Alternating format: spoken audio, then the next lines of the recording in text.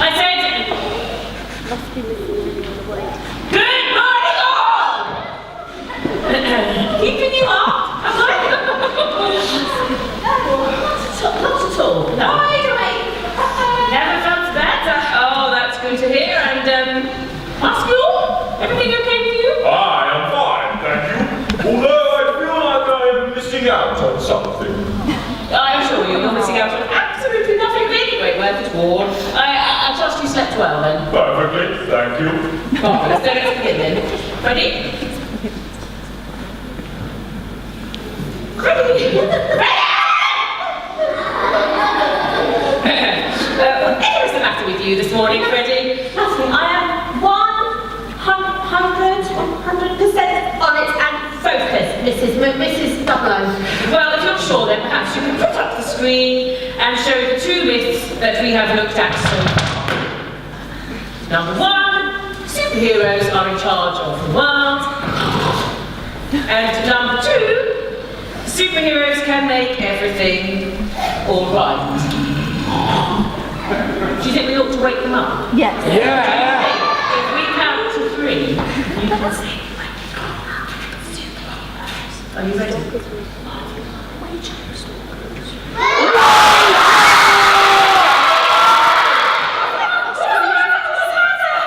are falling asleep in the middle of my presentation.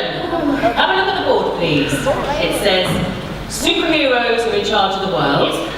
And it also says, superheroes will make everything all right. Well, we've quite clearly explained that these are totally ridiculous sentences and that they're utter nonsense and quite untrue. And I can remember the things that you told us to learn. Oh, well done, Muscular. I'm so glad that somebody's awake and paying attention. Yes. Oh. What is it? Sorry. Oh, what's the matter? I was just wondering if anybody was paying attention this morning and listening to me, except, well, must be more here. Sorry. Yes, we are. I give you best attention now. So the words we had to learn over the past 2 days are: nobody is expecting me to solve the problems of the world, and I don't have the power or authority to make things right. Perfect. And let's look at today's myth, if you can stay awake. It says the world is depending on me alone. What do you think about this, Professor? From my experience, this feels like it's true. But in fact, it's not. I cannot fix everything. Well, Professor, I know that's not an easy thing to realise. Indeed not. I have been fooled. No, Professor, not a fool. A kind person who's just slightly misunderstood, that's all. The failed experiment behind me. Which you meant to use for good. Don't be so hard on yourself. Okay. I should say mantra for today. What did you say? I think I have heard this. The world is not depending on me alone. Well, then I think that sounds very sensible. Why don't you all say it together? The world is not depending on me alone. And the reason that the world is not depending on you alone to save it is because God already chose his son, Jesus, to do that. Jesus is the Saviour. We are back to this Jesus again. I have been thinking about Jesus. Can I ask a question? You may. I understand that Jesus calmed the storm and healed that man. I can see now that he has way more power than any of us sitting here. But what I don't understand is how he actually managed to save the world. I mean, what happened there? I agree with Cyclone. 2,000 years ago, he did some impressive things. But how has that made everything okay today? And does that really have anything to do with us? Wonderful questions. Well, let's have a look at our PowerPoint presentation and see where we got to. If you remember, people weren't friends with God because of the way that they had behaved. And there was a gap between God and his people. Well, Jesus came to fill that gap. Here's another picture which shows the same sort of thing. Man blocked himself off from God. But you see us at the bottom and God at the top. And God couldn't get through to him. God knew that he could change all that. He had a plan to take away all these things in the middle that got in the way of him and his people. And Jesus knew about that plan too. But first, Jesus had to show the people who he was. Show them that he was God's son. And he did this through the amazing things that he said, the incredible things that he did. All of those miracles, I'm telling you, show us that Jesus was God's son. So, this Jesus could not actually only perform amazing deeds, but could also make everybody friends with God? How on earth did he do that? Did he have brilliant potion, an amazing formula? No, not a potion, no. Something far more incredible and powerful than that. And I promise I will tell you all about it tomorrow in more detail. In fact, you won't believe what he was prepared to do.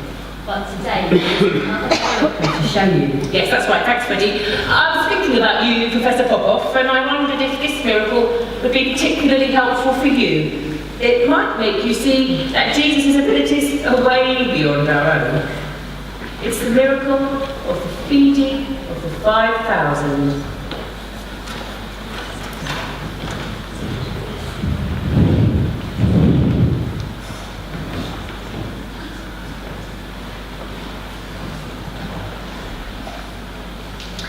A big crowd of people had been listening to Jesus talking all day. What Jesus said was so amazing that people could listen to him for hours. And today that's exactly what had happened. The people had arrived before breakfast and they'd stayed all morning. Lunchtime passed and they were still listening. And now it was way past dinner time. The people didn't want to miss anything Jesus said, so they stayed. They were starting to get really hungry though. They were getting so hungry that their tummies were starting to rumble. They were beginning to feel really sleepy and to look rather ill. Jesus' friends, the disciples, said to Jesus, "Look at the people, they're hungry. We need to send them away so they can get food." Jesus knew that people didn't want to leave him, so he said, "We don't need to send them away. We can feed them right here." The others weren't very impressed by this. They were in a place miles from anywhere. Where were they supposed to get food for that many people?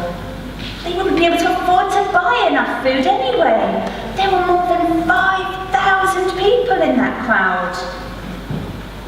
Jesus told his friends to see if anyone had any food, so they walked among the crowd and came across a small boy who brought a picnic with him of 5 loaves of bread and 2 fish.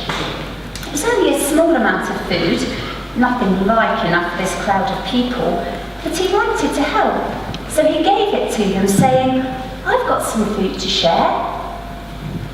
When the disciples saw what he was offering, they just laughed.